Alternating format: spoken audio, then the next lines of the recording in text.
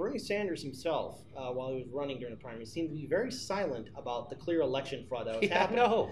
Because it's quite clear that the Democratic establishment and the Clinton campaign were working together to commit election fraud to deny Bernie Sanders a nomination.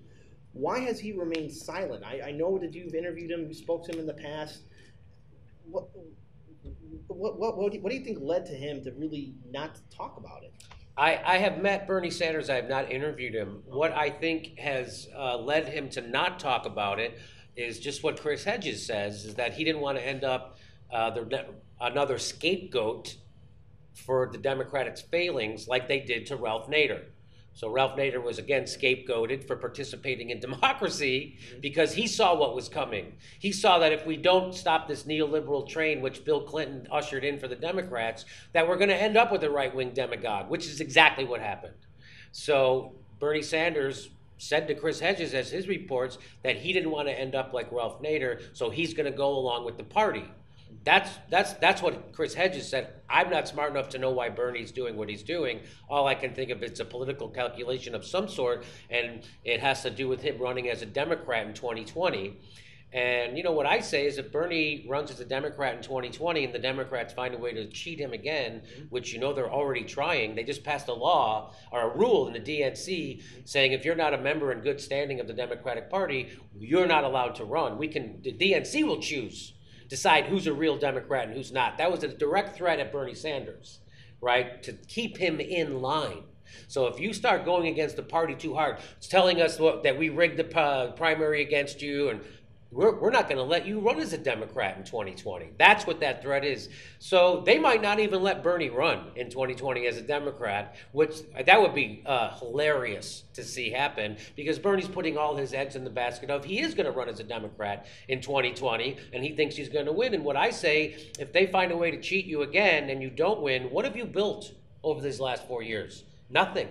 You haven't built a goddamn thing. Nothing has been built. You wasted your moment, your opportunity to really, again, the way to affect the Democratic Party is the way it's always happened in the past. A third party props up and it either wipes out that party or that party absorbs the third party's ideas into its own, right?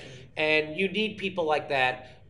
You need populist candidates to do that, and Bernie's not doing that. Bernie's bringing people into a Democratic Party, which is actively working against progressives. Look what's happening with Joe Crowley and Ocasio-Cortez right now. He won't even get off the ballot. So all the party unity and loyalty has to come from the progressives to the Democrats. Democratic Party never has to be even fair to progressives. They're not even fair. Not only do they not represent progressives, the Democratic Party, they actively work against them and cheat them.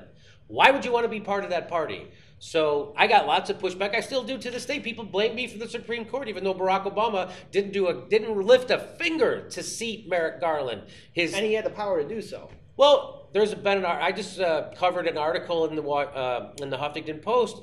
They quote all these Democratic senators saying, you know, we should have fought harder for that seat. We should have shut down the government. Barack Obama could have shut the government down saying, you have to seat my Supreme Court nominee. That's the Constitution. That's how it works. And you have to give him a hearing and you have to have a vote. He didn't do that. And you know why? Because the Democratic senators say they made a political calculation that Hillary was going to win anyway.